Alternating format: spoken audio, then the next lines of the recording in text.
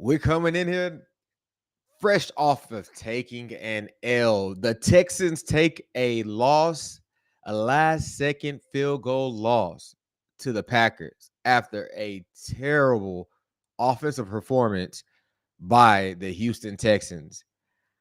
It's Sports Social Live.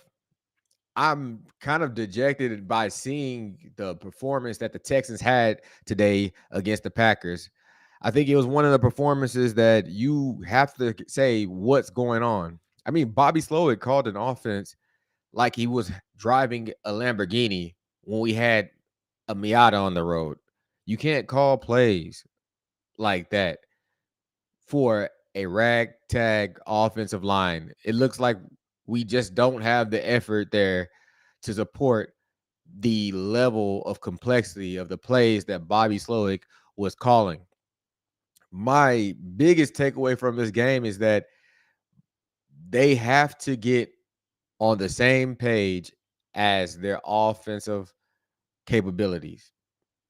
Yes, we have the studs on the outside. We had a three-headed monster in Nico Collins, Stephon Diggs, Tank Dell, who dropped a touchdown pass that could have changed the trajectory of the game. Yes, we had some good plays and good players. We have Joe Mixon in the backfield who made the offensive line look halfway decent throughout the game, and yet we still stifled in pass protection because all they had to do was stack the box. The game started off with offensive troubles. We thought we found something by getting Mixon the ball and quickly found out that they're going to stack the box and send six and make us have to work for our money. You can't put everything on Joe Mixon, but I will put the team on Joe Mixon's back for sure. I'm okay with what he did and the performances that he have had, but the offensive line just cannot, or the Texans period, just cannot rely on Joe Mixon being the only person who is a gamer and out there balling out.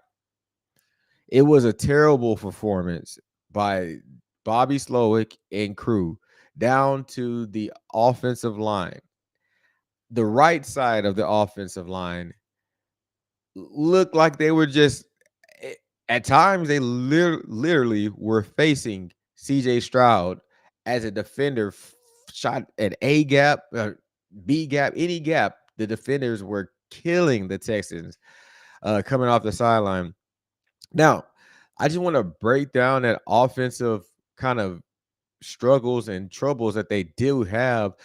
You have to give that break to them, right? Let's say this.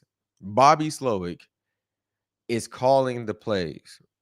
Bobby Slowick is pretty much saying that, hey, guys, we're going to do these complex plays. The plays take, on average, it looks like 3.5+ seconds to develop. They're long developing plays for personnel that does not have the capability to block that personnel, those plays. So, who do we place this blame on? Do we place it on Bobby Slowick? Do we place it on other people? I, I think it's a mixture of both. Bobby Slowick's not on the field. So you have these guys out here who have to block. But they've shown that they cannot do what you're asking them to do. So as a leader, Bobby Slowick has to realize he has to call offensive plays that suit his personnel. And his personnel at this current moment are only good at putting their hand in the dirt and zone blocking downhill. That is the only thing that the offensive line for the Houston Texans has shown that they have any success doing. And even then, Joe Mixon is still getting contact in the backfield. You have to Bobby Slowick has to just slow it down and do the basics well, and then you can start getting fancy. The cute stuff is not something that should be done by the Houston Texans offensive line. We don't have the capability. It needs to be short, quick, get the ball out, give them some confidence, get Joe Mixon going, and that's what can get the Texans offensive line ready. Now, where does this put us as Texans fans and the Texans? Well, you snapped a winning streak, right? You snapped a winning streak by a good team who we came in battered and bruised. So are you in a bad place? I wouldn't say they are in a bad place, but the loss, how we lost the game offensively, should put a bad taste in the team's mouth. So I'm gonna break down a few things. I won't go too much over the game summary because it was a pretty straightforward game. The offensive line played bad, offense played bad, defense played well. Um, Defense played pretty decent. You know, we had a corner getting picked on a little bit, and we also had a lot of success in the special teams, which really kept us in the game. The controversial ending, I don't know if it was necessarily controversial to me, but it just proved the point that we were making on this page that the Texans had to manage their game better, and they failed. The Texans failed at managing the game this weekend. So you can see with D'Amico, Bobby Slowick, and the offense, it was stifled at points, but even at that rate, the game management by the Texans was poor. It was poor for at the end of the second half and at the end of the game. I don't really care too much about the call towards the end of the second half, which ultimately led to a big boom of a touchdown. I'm not really too concerned about that one, but D'Amico has to do better at managing that particular instance. In that instance, D'Amico could have called a timeout. If he wasn't going to call a timeout, you have to fix the defense or whatever was going on. It looks like he was kind of correcting the DBs on that side. So I'm not mad at throwing a red challenge flag because I thought the pass went slightly forward at the most the smallest angle. It was a forward pass, but game management wise, at that point, you go get in the rest face and you stop the game flow, and possibly that big deep ball does not happen. That's one of those game management things. And then you go down to the end of the game, and we'll discuss that a little bit later. So going further, I'll get back into offensive line woes a little bit more, and then we'll touch on some of the standout and key takeaways that I saw in the game. So I want to start off with how the game went as far as down to the end. You know what? Matter of fact, let's start off with a positive note. I want to start off with a positive note. Let's talk about the good things of the game because I've been kind of Debbie Downing right now. I want to talk about some good things in the game. So, what I took away from this game, the good, Joe Mixon is that guy. He's that guy for the Houston Texans, and the Texans have to rely on him, and he brings out the best in the team. You saw it on the sideline. You saw it on every interview that he's had. He is that guy, and he gives the offensive line a little bit of testosterone because they are playing like they are full of estrogen, a whole bunch of gyno defensive tackles out here looking sloppy and fat. That's what they look like. They look ragtag, and it's ridiculous because they are one of the top 10 paid offensive lines in the NFL, and that is ridiculous when you have somebody with so much passion running behind you. Shout out to Joe Mixon. He is holding it down for the Houston Texans as far as grit and tenacity are concerned, and he's special. I mean, he's had a 125-yard performance, 25 touches coming off the injury 2 weeks ago. Hey, he is a stud. He's that guy. And Joe Mixon, hey, you don't deserve that offensive line, what they've done to you. You keep on running like that, you're a stud. Neville Hewitt. Neville Hewitt. I don't like the suplex. That was dumb. But you're known for that. That's what you do. Stop it. But you balled out brother, you stepped up to the plate and balled out. I like what you did there. What was that? Neville Hewitt, I like what you did there. So I want to keep on talking about Neville Hewitt because I did not think the linebackers would come to the game and play and like they did. I like what Neville Hewitt did, Jake Hansen. They came, they were sideline to sideline, dip back into the pass coverage, tipping balls, making it hard as possible for Jordan Love to make passes. And you saw we had the turnovers, Neville Hewitt with the big interception, and there were plenty more plays that the linebackers were causing and solid tackles that they were making. So shout out to the linebackers, Neville Hewitt, Hanson, but I have to give a special shout out to Neville Hewitt because he showed the tenacity and grit for the team. They balled out. Neville Hewitt is a key positive takeaway. I don't know what the takeaway for the team.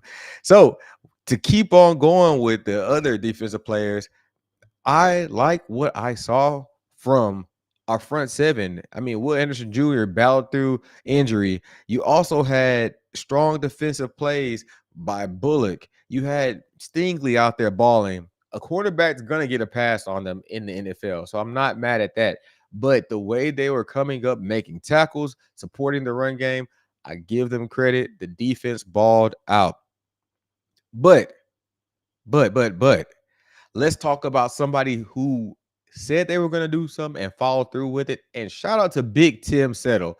Tim Settle, I tip my hat to you because you said you were going to go out there and play with tenacity and grit, and you came and brought that hat on Josh Jacobs.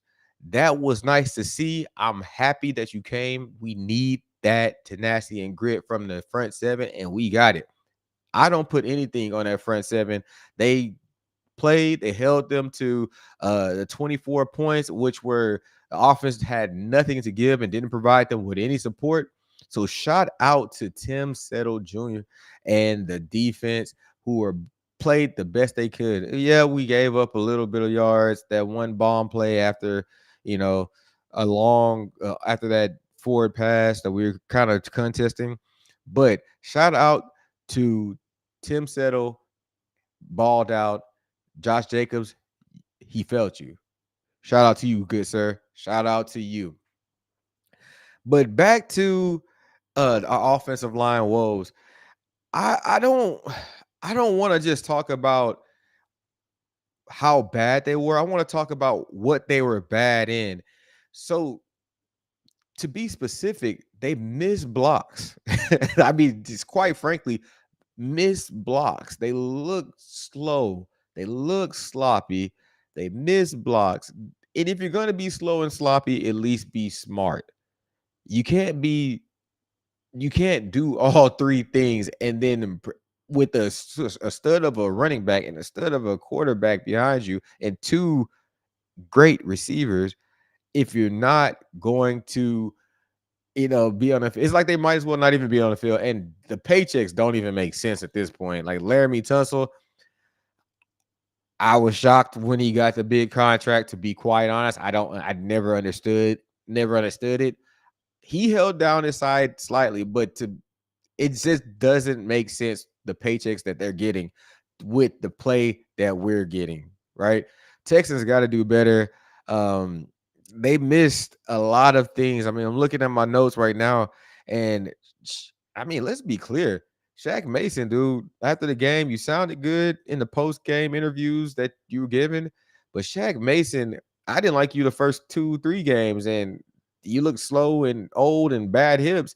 Thought you got a little bit of boost. I gave you your credit the last game, and this game you coming in, and I don't know. I don't know what it is, but you look bad this game. Simply the right side of the Texans offensive line looked atrocious. Titus Howard, hey brother, we might as well call Blake Fisher in. Titus Howard did not play up to anybody's par. Um, I don't know what's going to happen with the Texans offensive changes that are going into this year. They won't let go of Slowick. I know Slowick's not going anywhere, but is it the offensive line? If I'm the offensive line coach, I'm gonna put it on Slowick for the plays. If I'm Slowick, I'm gonna put it on the offensive line coach. And both of them can game up against the offensive line and just say, hey, offensive line guys, they just weren't executing. And it looks pretty bad. So you can probably put it on them. So I fully expect to see some changes. And Laramie Tunsil, Laramie Tunsil, the money. I hope the money makes you happy because I just want you to because you're not playing like it. But maybe we get something down the end of the line. It's not the end all be all, but it definitely was not good to see the offense struggle like they did. I I just had a lot to say about it. I just wanted to hop on here and say it. But I also have to give one of my cons and my kind of bad things to this week. Damn, I feel like I hear the noise. I'm crazy. Uh, I did not like Tank Dell's play. Tank Dell was not productive for me. I I know he can do better. They put him on punt return. He had a little juice. But Tank Dell, we got to work on you, brother. Come back strong. I think next week's there's gonna be a big week for you. Come back strong, big dude. Let's get ready. But looking ahead, we put on to the Colts. The Texans are on to the Colts. What are we going to do, team? What are we going to do, Big Squad? I think the Colts are going to be a team that is going to challenge us physically and mentally. Our defense, traditionally, I don't know if y'all remember the T.Y. Hilton days, but this is one of those T.Y. Hilton games where they come back and they kind of go crazy on us. And I know they're going to be exceptionally coached exceptionally well. So it's going to be a tough game going on to the Colts. I mean, injuries for the Texans are going to be impacting us. Will we get back some of those defensive starters? The world may never know. Jimmy Ward coming back, will he have any impact? I don't know. He's growing. Will probably just be hurt in the first quarter. I like the guy, but for us, he's been getting injured every week. It seems like the Texans just have to put it together. I'm tired of hearing about Nico Collins. Nico Collins needs to get healthy. That should be the only thing that we discuss when it comes to Nico Collins. You have to let him get healthy. We should have won this last game, but it's on to the Colts. So, what do I think about the Colts game? I don't know, but I'll tell you going on in the week. So, hey, subscribe, like, share. I wanted to get on, test out my new microphone on this live and just kind of get active with everybody. So subscribe, like, share. We have YouTube at Sports Social Live, at Sports Social TV on Twitter. We're on Twitch, Instagram. Follow us. I'm Lance Hayes, Sports Social Live. Let me get up out of here.